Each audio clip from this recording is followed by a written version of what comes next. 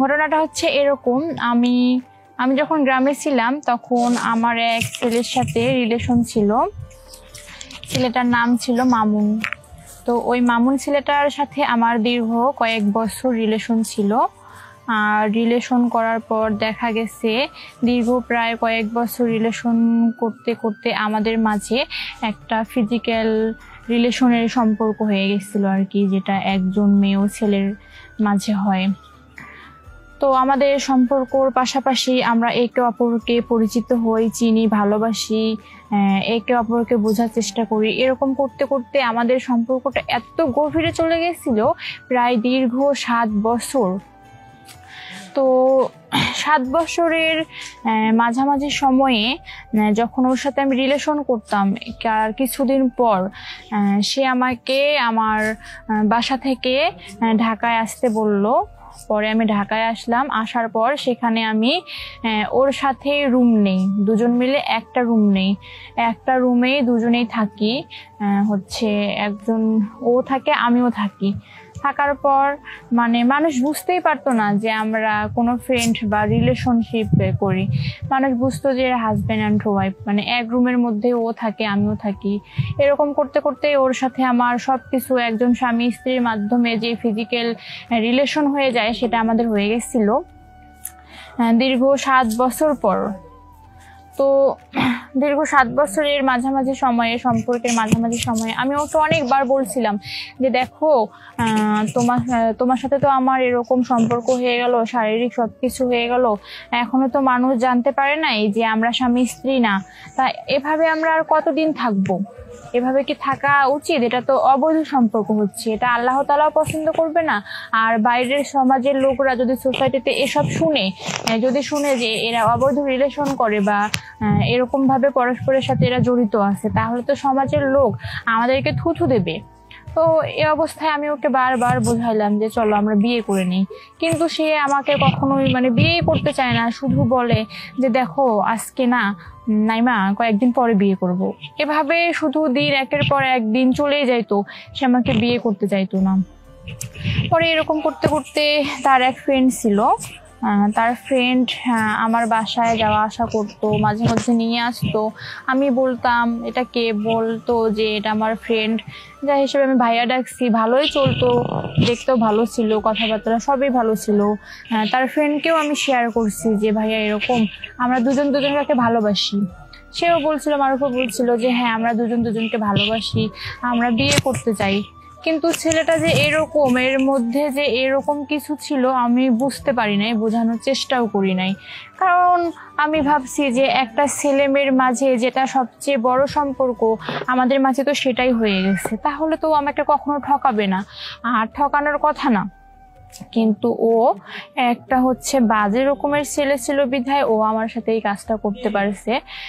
দীর্ঘ সময়ের পরে দেখা গেছে যে যখন আমি দেখতেছি যে প্রায় দিন চলেই যাচ্ছে আর আমাদের মাঝে এই শারীরিক সম্পর্কটা, রিলেশনটা একের পর এক হতেই আছে, তাহলে তো এটা ভালো দেখাচ্ছে না। সো তখন আমি চিন্তা করলাম যে না, এভাবে তো আর চলবে না, আমাকে একটা কিছু করতেই হবে। তখন আমি ওকে চাপ দিলাম যে দেখো তুমি আমাকে বিয়ে করবে কিনা, যদি বিয়ে না করো সেটা আমাকে বলে দাও, আর করলেও আমাকে বলে দাও। ওই একই কথা বলে যে দেখো আর একটু ওয়েট করো, একটু অপেক্ষা করো, দেখো আমাদের সংসার লাইফে নিজেকে সাজাতে গেলে অনেক কিছু করতে হবে, অনেক কিছু পেতে হবে, তো তুমি কিছুদিন ধৈর্য ধরো, আমি তোমাকে বিয়ে করবো। আমাদের মাঝে তো সবকিছু হয়ে গেছে, এটা তো কেউ জানে না, আমাদের মাঝেই থাকুক, আমরা একে অপরকে আর কিছুদিন গেলে বিয়ে করব। পরে আমি ভাবলাম যে ঠিক আছে, যেহেতু বললো ওকে আমি ভালোবাসি, আচ্ছা আমি ওয়েট করব। কিন্তু ওর মনে যে এরকম ছিল আমি বুঝতে পারিনি। পরবর্তীতে সময়ে দেখা গেছে যে ওর যে বন্ধুটা ছিল আমাকে না জানিয়ে ওর সাথে আমার সম্পর্কে সবকিছু বলছে, বলে আমাকে বলছে যে ওকে বিয়ে করবে কিনা। পরে আমি দেখতে শুনতে ভালোই ছিলাম আর কি, ওর সাথেও আমার সম্পর্ক। ও তো মনে করেন যে আমার ব্যাপারে শুনে ওর বন্ধু তো আমার ব্যাপারে সবকিছু জানে, ওর বন্ধু রাজি হয়ে গেছিল। পরবর্তীতে সময়ে আমাকে না বলিয়ে এক বেড়ানোর কথা বলছে যে আজকে বেড়াতে যাব। হ্যাঁ, তো আমি বলছি তো প্রায় তো আমি বেড়াতে যাই, তো ঠিক আছে আমি বেড়াতে যাব এখন।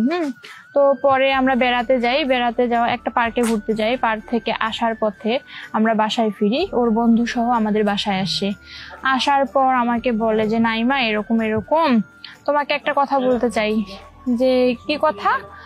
পরে বলতেছে যে এরকম নাইমা আমার বন্ধু অনেক ভালো ছেলে, আমার বন্ধু তোমাকে অনেক পছন্দ করে, তুমি তো ওর সাথে চলছো ফিরছো, আমরা একসঙ্গে ঘুরছি খাইছি, তো তোমার কি মনে হয় ও কি ভালো না? তো আমি বলছি যে হ্যাঁ ও তো ভালো, আমার তো মনে হয়, কারণ ও তোমার ফ্রেন্ড, তুমি ভালো হলে তো ভালো হবে অবশ্যই। তো কি করব এখন, আমি কি বলতে চাও তুমি? পরে আমাকে বলতেছে যে এরকম এরকম ও তোমাকে বিয়ে করতে চায়, আমি ওর সাথে তোমাকে আমার বিয়ে দিতে চাই।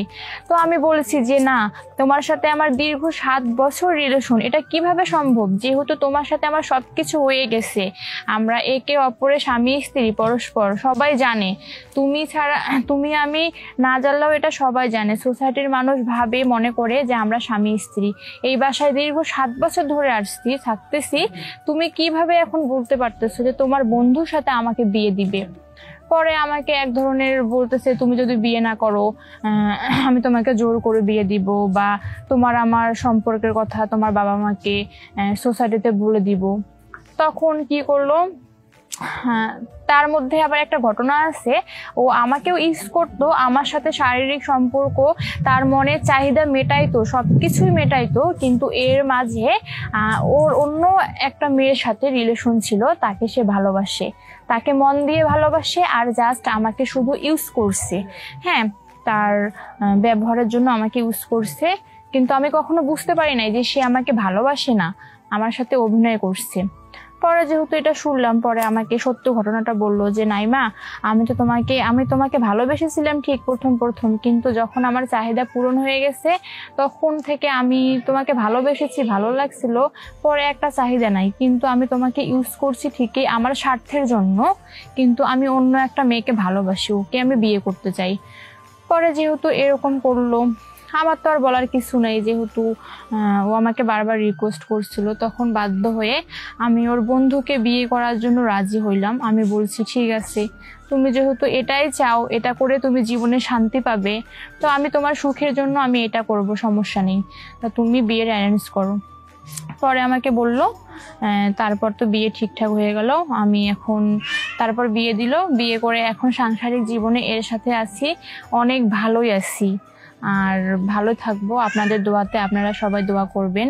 তো আপনাদের কাছে এই আমার জীবনের গল্পটি তুলে ধরার মূল কারণ হচ্ছে আপনারা কখনো এরকম ভুল করবেন না, আমার মতো সম্পর্ক করে, যদিও সম্পর্ক করেন তাহলে নিজের সবকিছু অন্যকে আগে বিলিয়ে দেবেন না, সম্পর্ক করবেন সৎভাবে, সম্পর্ক করবেন, নিজেকে পবিত্র রাখবেন, খারাপ কাজে কখনো নিজেকে লিপ্ত করবেন না। আশা করি যদি বিয়েও না করেন আগে, তাহলে পরবর্তীতে বিয়ে করার চেষ্টা করবেন সম্পর্ক টিকিয়ে রাখার জন্য, কিন্তু সম্পর্ক নষ্ট যত না হয় তার আগে কোনো খারাপ কাজ করবেন না। আপনাদের মাঝে এটুকু আমার কাম্য রইল। আশা করি সবাই ভালো থাকবেন।